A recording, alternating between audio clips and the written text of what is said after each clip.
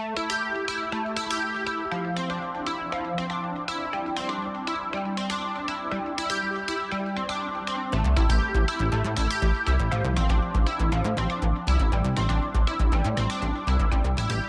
going to go on and get started, but first of all, I'd like to welcome everybody to our second event of CS Ed Week. It's an exciting time here in Iowa. We've put together a lot of wonderful resources and events throughout the week to celebrate computer science education and also highlight some of those career paths that are available right here in Iowa. So if you were unable to attend our webinar yesterday about AI careers, that was recorded, and we will be getting that uploaded onto our website here in the next few days, hopefully, and you can always go back and watch that.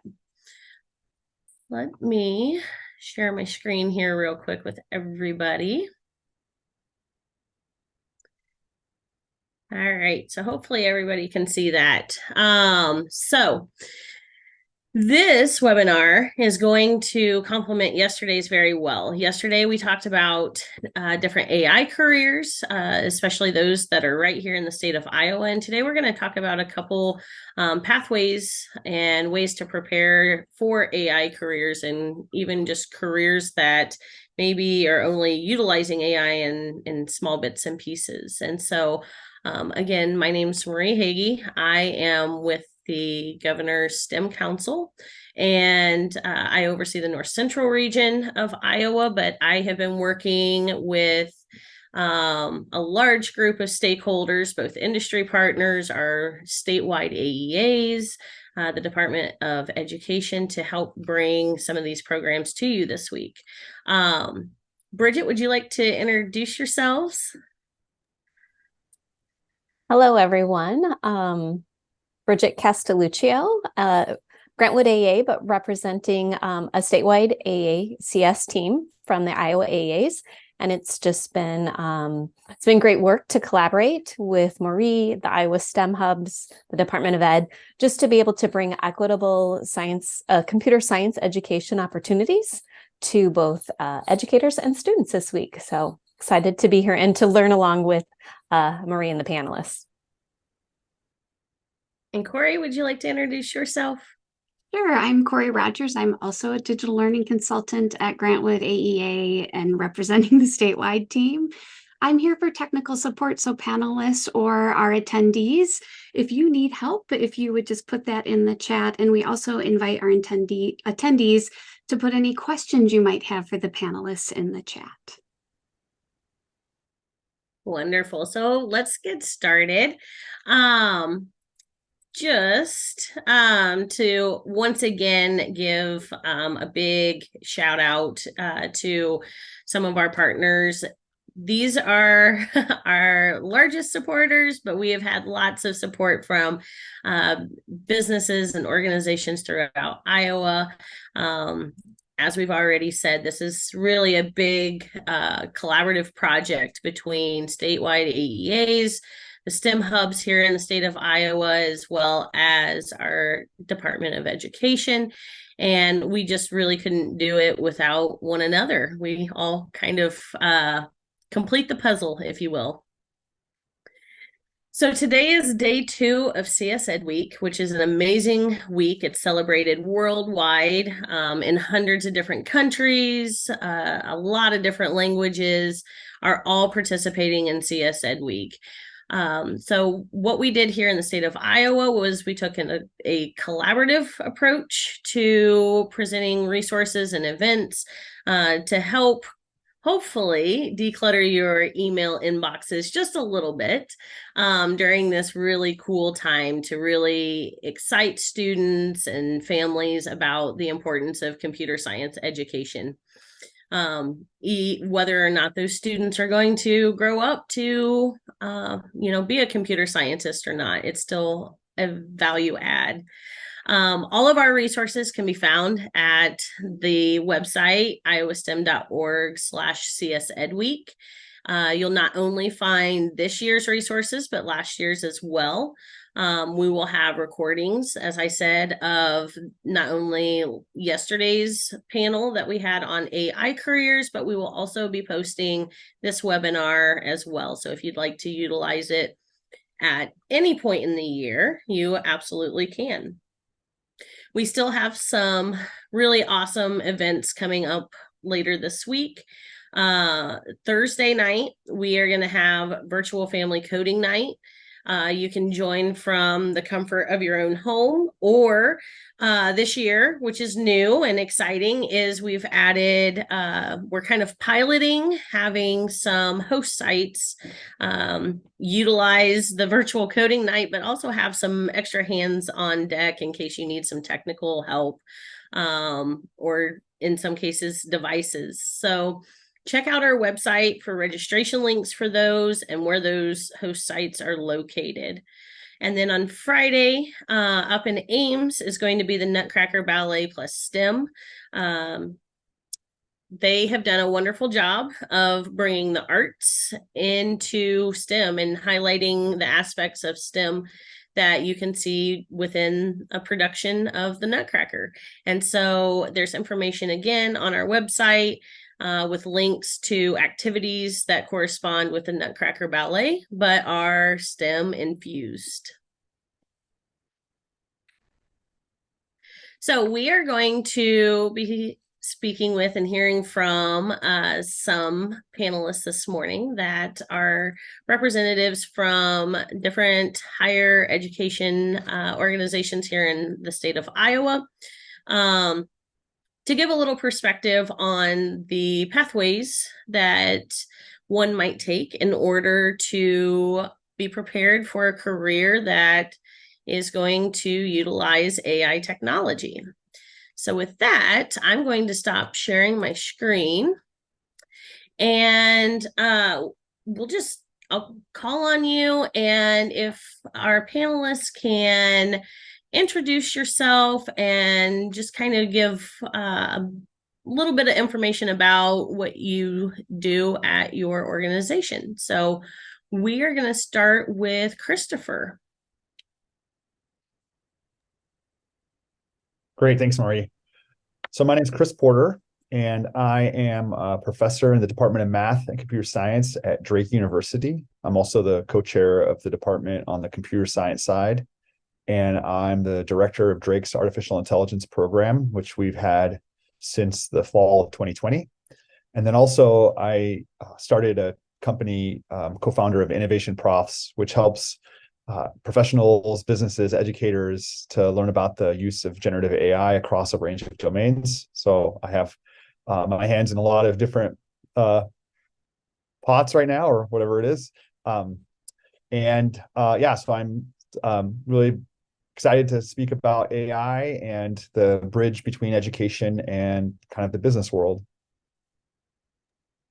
Wonderful. Thanks for joining us. Nicole, would you like to introduce yourself? Hello, I'm Nicole Lewis. I'm a graduate specialist at Iowa State University in the Department of Computer Science, and I evaluate admissions applications for all our graduate programs, including the Masters in Artificial Intelligence. And I also advise our students while they're here on campus for their 2 years taking classes. Great. And last but not least, Samuel, would you like to introduce yourself? Samuel Fanja. I'm a current master's student in the artificial intelligence program that Nicole advises here at Iowa State University. To give more context from my background, I have a combination of 6 years of experience that intersects artificial intelligence with healthcare consulting and doing research that uses artificial intelligence to solve complex problems. So I'm looking forward to talking about AI and talking about how it can revolutionize a lot of industries and even education. Over. Great. And again, thank you for taking some time out of your day to be on this webinar. So, the first question that I want to pose to the whole group, especially since there's different perspectives here, but would you be able to kind of highlight what are some of the options out there as far as maybe degrees or majors, even if it's preparatory or just a standalone class, that students could look at pursuing if they're interested in AI?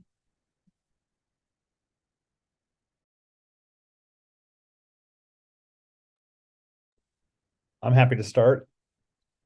So I think on the educational side, there are more resources available than ever before for students to learn the basics of AI, even outside of a official, high school or college setting.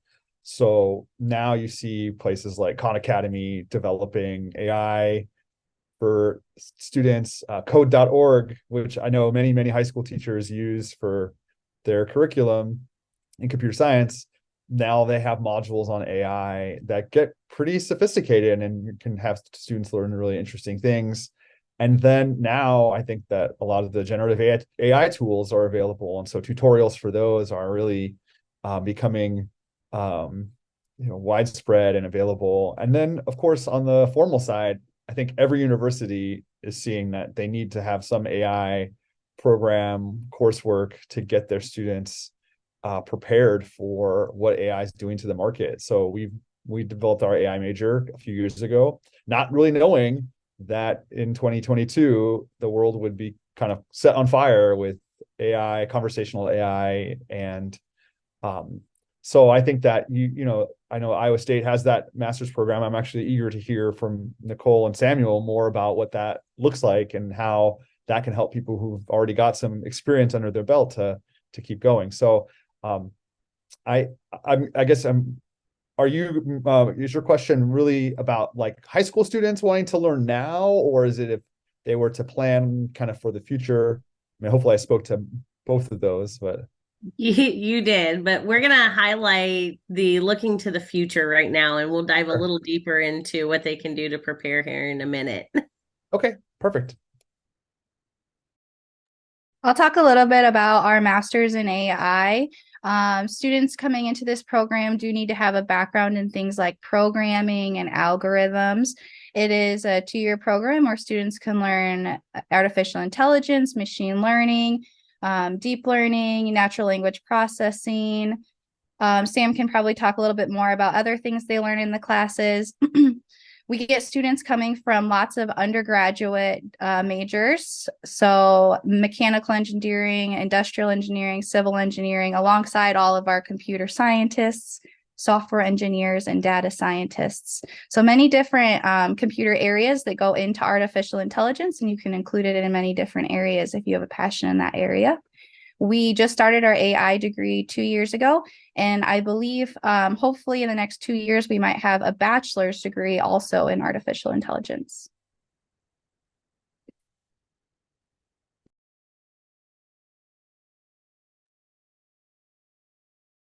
Yeah, I mean, what I will add, can you guys hear me? Okay, because I saw somebody making a note about my video. What I will add to that is generally the math is really the most important thing, as far as a career in AI or computer science is concerned, if the basic math is solid, every other thing, just falls in place, because we talk about AI and machine learning in fancy ways, but at the back end, what is really doing the work? It's all mathematics, right? So if the math is solid, all you just need to be, other than that, is to be open-minded. Just be open-minded, because there are a lot of problems that you can solve, using AI.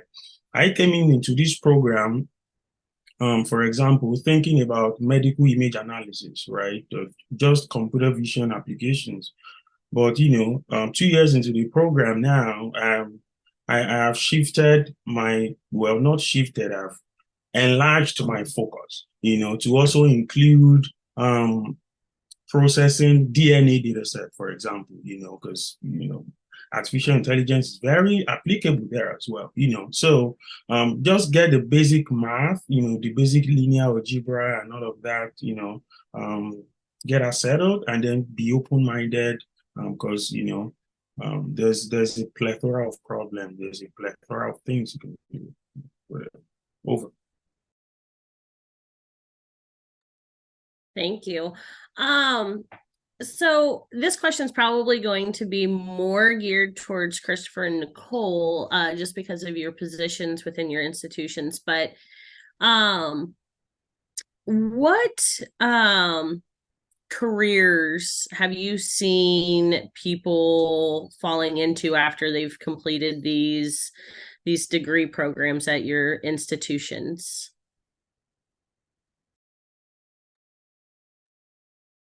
When you get a degree in AI, you can go on to be an AI or machine learning engineer. We have a lot of students going to work for John Deere and companies like that that are working for new ways to integrate AI. We also have, I'm just rethinking, what was the question again?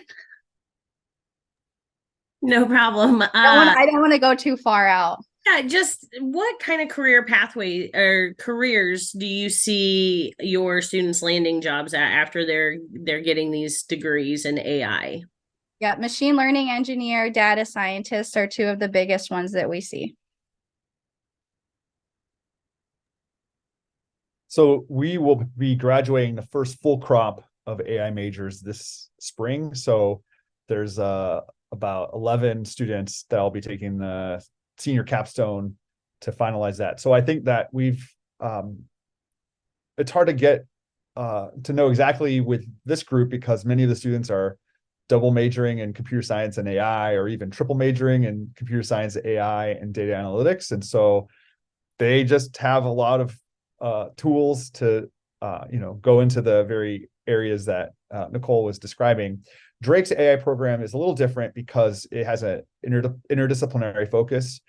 At a big research school, you have a massive computer science department, and so it makes sense to have an AI major as a sub major. And for us, we have a smaller department. We have 8 faculty in computer science, but it didn't make sense for us to develop an AI major that was kind of a subset of what we were doing. So we expanded it by adding a lot of soft skills in students have to take courses in language, philosophy, ethics, law, psychology, neuroscience. So that means that we're getting students trained with AI tools to go into other areas and not just become AI specialists. So for instance, I have a student who will be finishing with a degree in AI, but also a degree in a separate program called Law, Politics, and Society. And her aim is to go into tech law.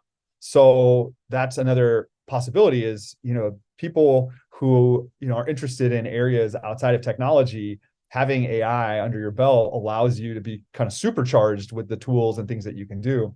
So we're even seeing people, in digital media and marketing become much better at what they're doing because they can use AI as this powerful tool that allows them to do, a lot of the routine work, automate that, and then use their creativity and expertise to then make, decisions, handle clients' needs at a more one-on-one level, at a personalized level. So we're seeing that those AI skills translate over to not just those tech areas, but into a lot broader areas as well. I want to follow up to that, talking about incorporating AI into lots of different areas. We have students that are working with faculty in different areas, like incorporating AI and renewable energy with solar panels. We have faculty and students working on integrating AI with surgical procedures and the efficiency and accuracy of surgeons. And then the other one that we have a lot of students interested in is robotics and autonomous systems. So if there's something that you really, really like and you can integrate AI into that, that's your best option and career path, to integrate AI into something else. That's great. Thank you. Samuel, I have a kind of a follow-up question for you, since you are a student and have that student lens on. But how would you describe the different courses that are part of your AI program? Are they a lot of just strictly programming, or are there a variety of different types of courses? Oh yes, it's a variety of them, but at the end of the day, there's still some programming embedded in it, because you cannot be an effective, AI professional without having the knowledge of programming. You have to use Python, you have to use PyTorch, TensorFlow, and all of those machine learning tools. But I think the focus is, there's really a lot of focus about diversifying, your experience. I know there are options of classes to take in deep learning, for example. There are breadth classes in security and privacy in the cloud. There are breadth classes in image preprocessing, if you wanted to focus on that.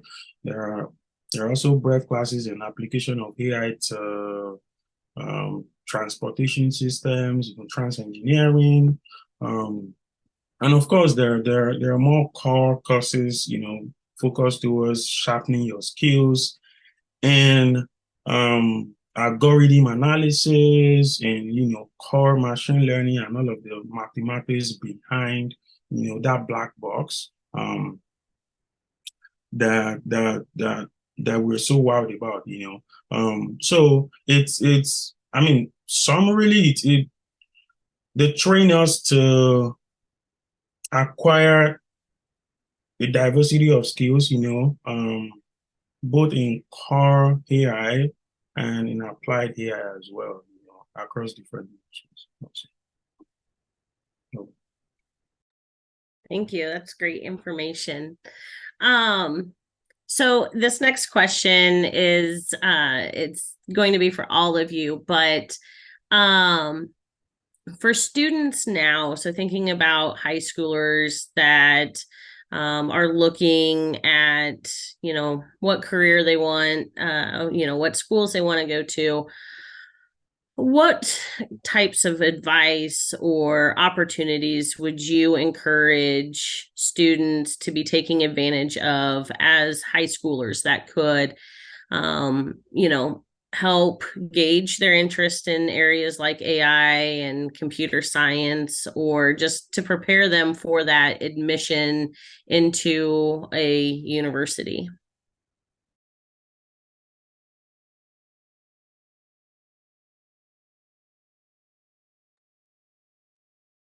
I can say for us at Drake, we try to meet our students where they're at so that they don't feel that they're burdened with checking a bunch of boxes before they come. But I also, I think something should be said about how AI is just impacting what the nature of work is. I mean, I think that AI, we're just starting to see how transformative it can be in even areas like software engineering.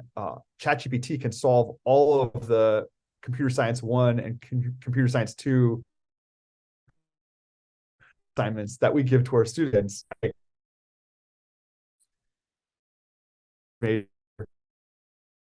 thought it was kind of a safe, it's not like the joke about an English major getting a job at a coffee shop. You can be automated away if you're not savvy, if you're not smart. So I think should be aware that they need to differentiate themselves from AI. So courses that they might care less about because they want to just deal with technology, courses in critical thinking are really important.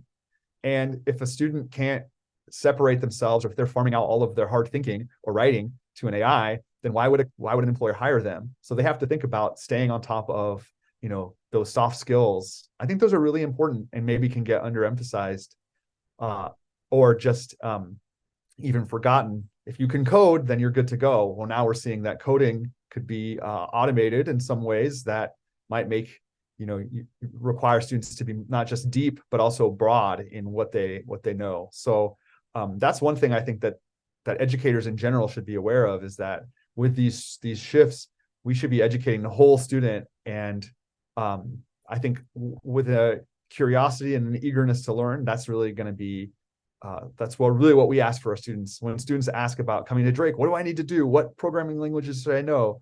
We just say, be curious, ask questions, be open-minded. Really kind of similar to what Samuel had mentioned. I mean, he also mentioned, knowing some math. That's important. We want our students to be well-rounded. So I think that those are important points to make. I would agree with everything Christopher said. There's no specific skill that we're looking for. We're looking for those that are open-minded and want to solve the world's problems using these new tools that we have at our hands. And I think that if you are looking for ways to just be connected, there are opportunities like summer camps and virtual opportunities for you that go through your university, or things like Coursera and other items. I think if you are looking to do a degree in AI, it is good to think about those soft skills like what Christopher was talking about. When we have meetings with our industry partners, they are talking about these skills that they want that our computer scientists have, but they're also looking for those people who can provide the gap between the customer and the computer. So don't forget those skills also. They're really important on top of learning things like programming and coding and keeping up on your math skills.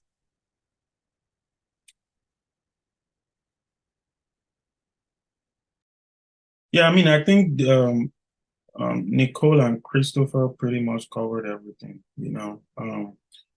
What I will add is, computational thinking, is very important, and I think that would also even useful for our educators at the high school level, to start thinking about how to integrate that into the curriculum and prepare people.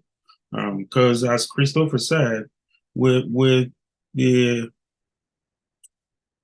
LLMs, have blown up, in recent years, the way we teach has to change a little bit. We have to modify the way we teach to really teach people how to think rather than how to memorize, So I think that computational thinking and problem solving, and of course a little bit of stats and math, is all you really need to prepare yourself, And as Nicole mentioned, a very good point. Just trying your hands on online courses like on Coursera and all of that, at a very basic level, to really test your interest, Because when I was growing up, I knew for sure the kind of courses I would never do, I knew for sure, the kind of classes that would frustrate me, and I knew this by actually testing the waters, going into there and try to push myself to the limit and then figure out, okay, do I enjoy this better than this? And that is the one you wanna pursue, so you don't go into something that will torture your mental health, So I think, that is very important. Try your hands on those very basic Coursera classes that kind of introduces them in layman languages. See if it's something that interests you, and then those soft skills, computational thinking, sharpen them, and just be open mind. Over.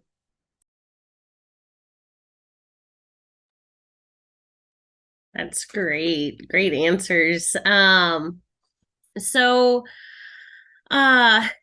let's say there's a student out there who maybe only has some very basic background knowledge in computer science and programming. Should they be scared away from pursuing a degree at a university in computer science? And, what advice would you give to that student?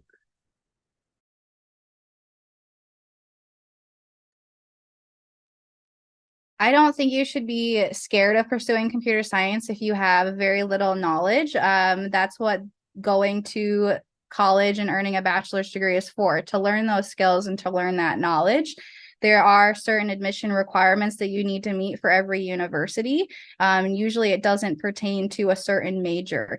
You can choose that major based on your interest area, and you'll learn the things that you need to learn while you're in that program.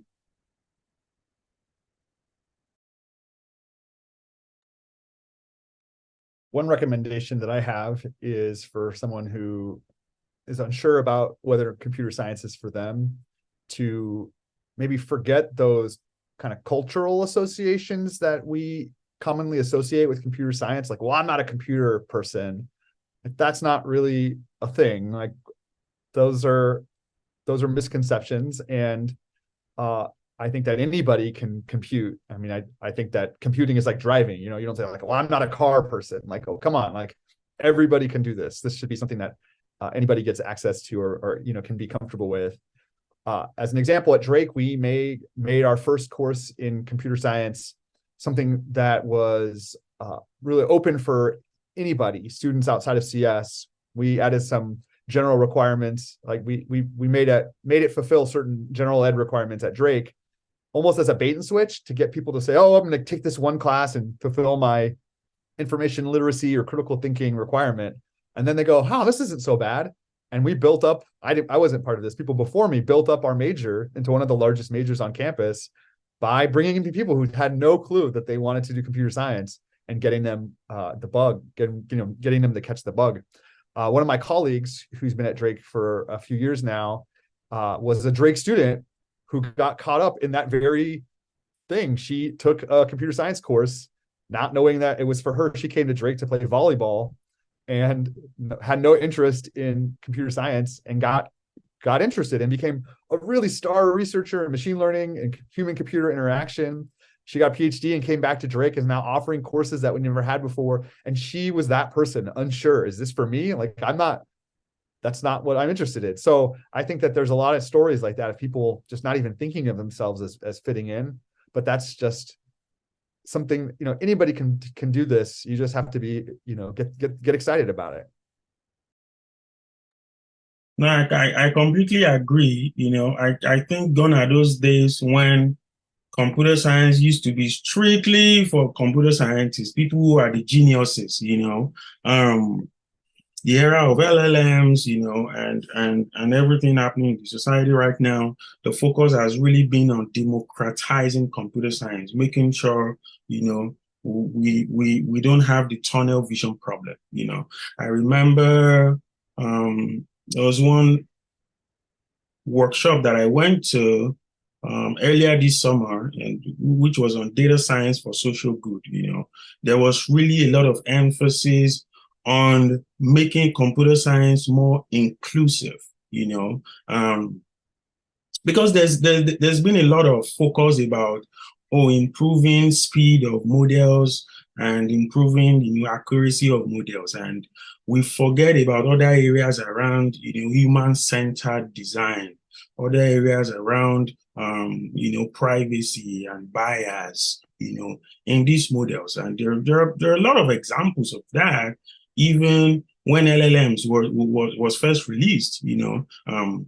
So I think we need a lot of diversity of perspective in computer science, people from law, people from engineering, people from medicine, people from, you know, physics, you know, whatever it is. Again, just be open-minded, you know, and of course, the onus is on us as well as educators to make these programs as inclusive as possible, to not scare people away. Even though math is important, math is not the only thing you need. You know, we don't need to scare people away with the math and think, oh, you have to be a genius in math to survive. No.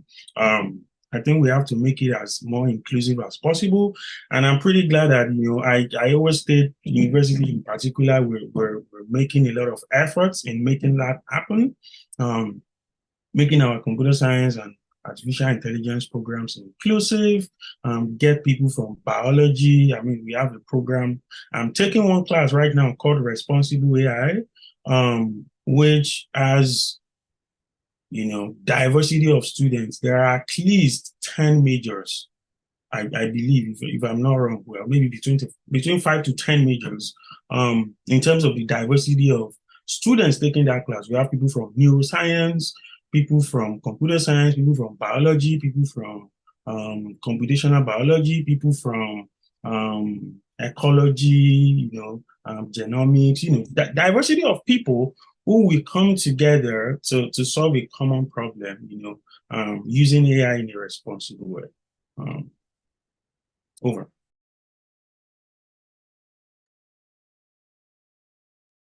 That really complements our webinar that we had yesterday, where we spoke with professionals who are utilizing AI. And so many of them, I want to say 3 out of the 4 panelists we had yesterday did not start their career path toward computer science, but they ended up there. So yeah, thank you for those wonderful responses.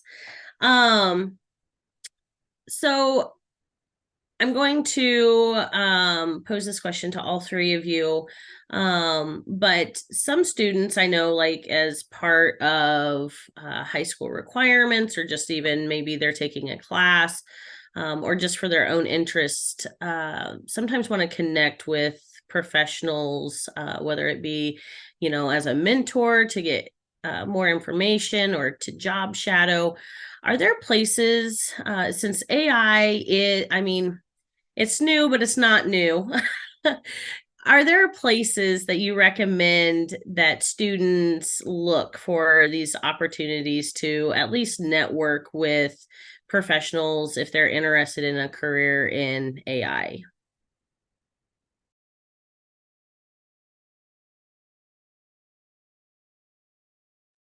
I'll start. I think LinkedIn is a very useful tool for people to really start to network with people. And as I just said, there are a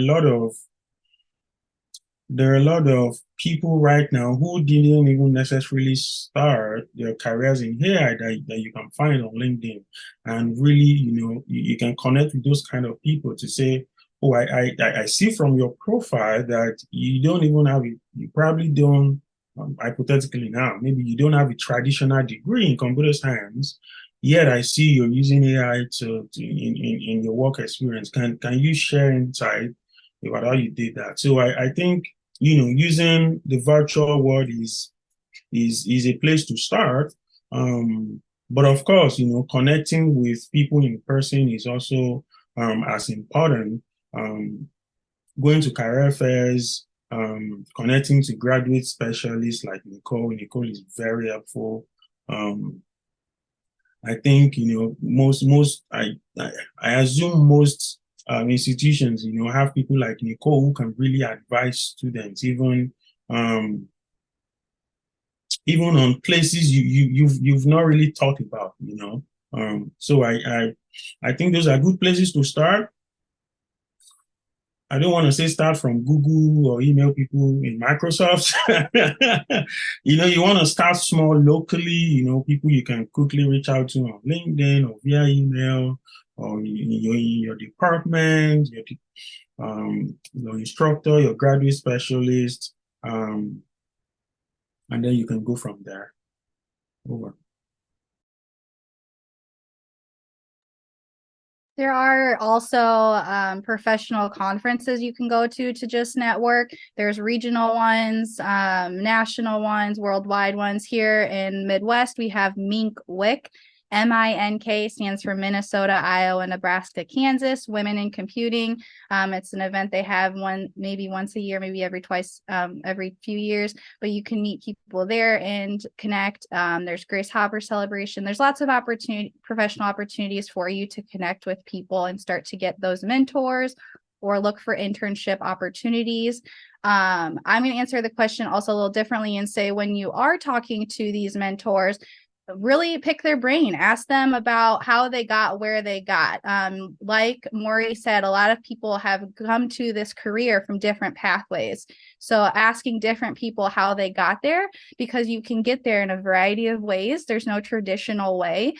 So seeing how that might help you prepare for the career that you want.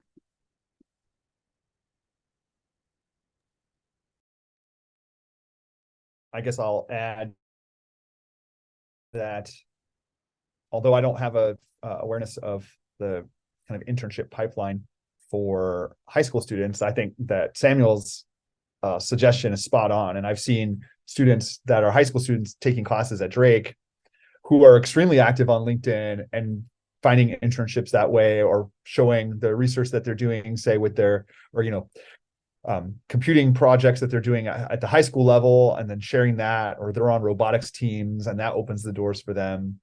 But then I can say that on the employer side, there is more interest in getting students in as early as possible. And I haven't seen formalized internship programs for high school students, but Drake has partnerships, for instance, with Wellmark, where students in their first year can apply for an internship that starts in the spring semester. And so they'll get mentored one-on-one with a Wellmark employee. They're not able to maybe solve problems, but they'll do some project that's related to the company. And then Wellmark uses this as a pipeline. So they keep the students on for another year and then another year after that. So one of our students graduating with an AI major in the spring has been with Wellmark for maybe 3+ years. So I know that companies are definitely trying to get that young talent in early. And so I would say that more formal opportunities are probably going to start coming up. And there's so many great industry partners here in central Iowa and Des Moines. So that's another thing, is that there's a lot of interest in that among employers. That's great. The virtual world is definitely a great location to start with networking, especially to see the variety of different careers, particularly within AI and computer sciences we're speaking about. So this is going to be the last of my questions, and then we can open it up to our audience if they have any questions for you. But this is one that I posed to our participant or our panelists yesterday as well. But regardless whether a student is going into computer science or AI, or whether they are going to go work in medicine or whatever the field may be, how do you see, and it will be interesting to get your academic perspective on this, how do you see AI impacting this next generation as they enter the workforce?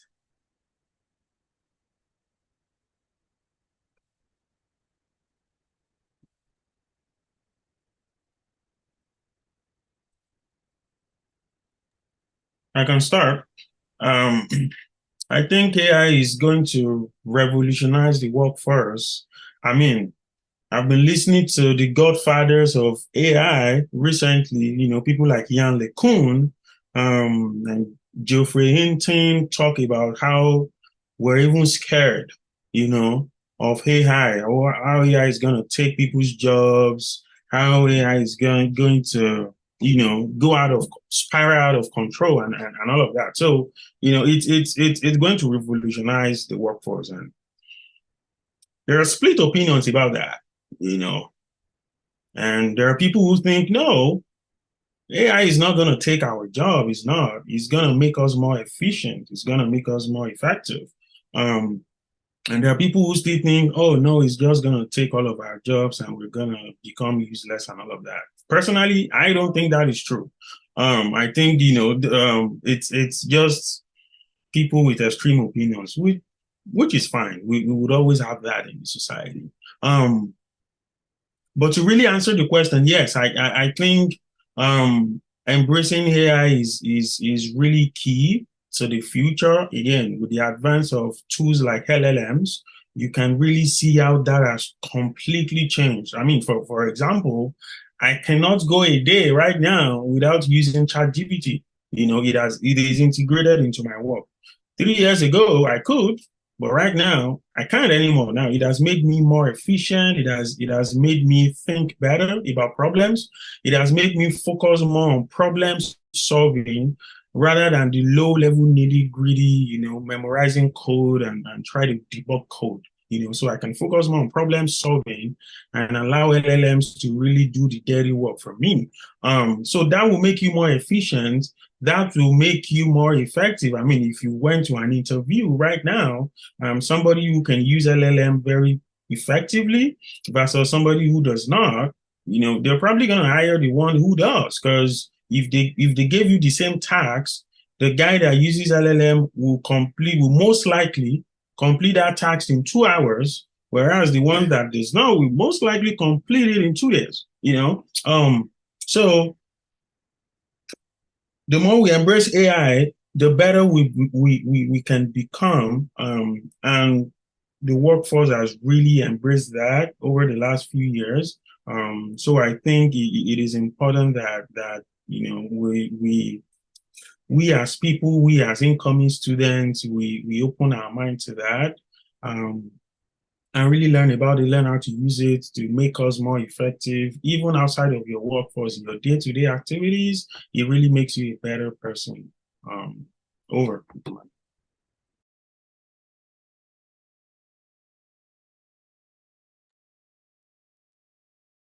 And I would say for students, from the point of view of someone who's a bit older than a current student now, who's lived through the transition of having a personal computer show up at home all of a sudden. I mean, I was a small child at the time, but that was really revolutionary, how technology changed the nature of life, and having, dial-up internet become then a daily feature of life. And all of a sudden, smartphones, all of these paradigm shifts.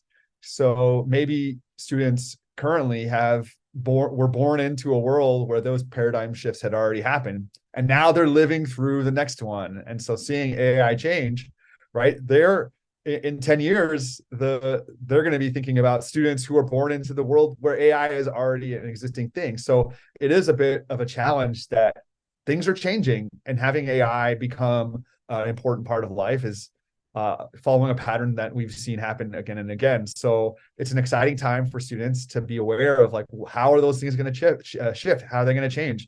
In 10 years, they'll say, remember when ChatGPT came out? In the same way that we say, remember when Facebook came out? And so being creative about how you can, adopt those tools, and also being flexible, because the way that we're using those, I'm sure the way that Samuel's using ChatGPT on a day-to-day basis, in a few years, we're going to have very different workflows even then, and we're going to have more sophisticated tools. So just being aware that that landscape is going to continue to shift, and you don't get locked into one mentality or one way of doing things, I think is really, really important. But just embrace that learning, and know that you're going to see more of those paradigm shifts as you continue to develop as a learner. I would agree with everything they said. I don't have any more to add. Nope, that's fine. So at this time, I will open it up to our audience to ask any questions. So put those in the chat. I see we have one now. So it says, are there community college AI programs? Let's start there. Is anybody aware of any community college AI programs?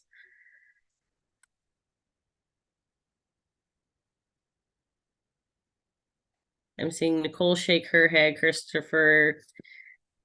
So none that we're aware of yet, but as Christopher and Nicole have both spoken about, it's a ever-changing landscape of majors and degrees that are quickly populating Iowa higher ed institutions. And then apprenticeships for non-college track students. Does anybody know if there would be any AI apprenticeships for the non-college track student? I think there's some traction for that sort of thing. At Drake, there's been conversations about what that would look like, as there's a move away from, college credentialing as the sole badge that means that someone's employable, to something else.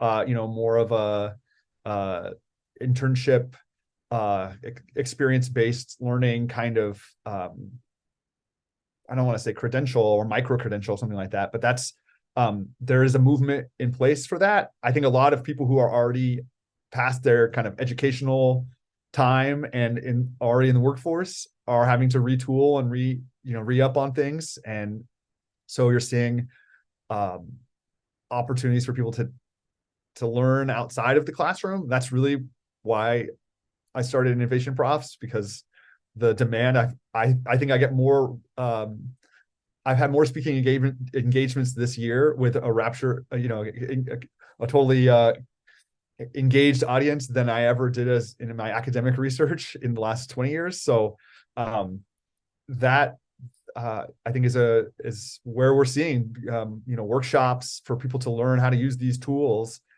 People can level up right away in a short span of a few hours. You might pick up some new skills or new kind of insights that might help you superpower the work that you're doing. So I will see those things institutionalized more so. And, I think the educational models are going to be shifting because of how quickly the technology is changing.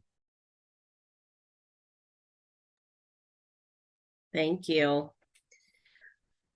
All right. Seeing that we are getting towards the end of our time and I haven't seen any other questions populate our chat, I again want to tell each and every one of our panelists, thank you very much for taking time out of your day to highlight these pathways and give each of you had very unique perspectives from, the positions that you were at or, being a student, Samuel. That's been wonderful. So I do just want to share my screen real quick and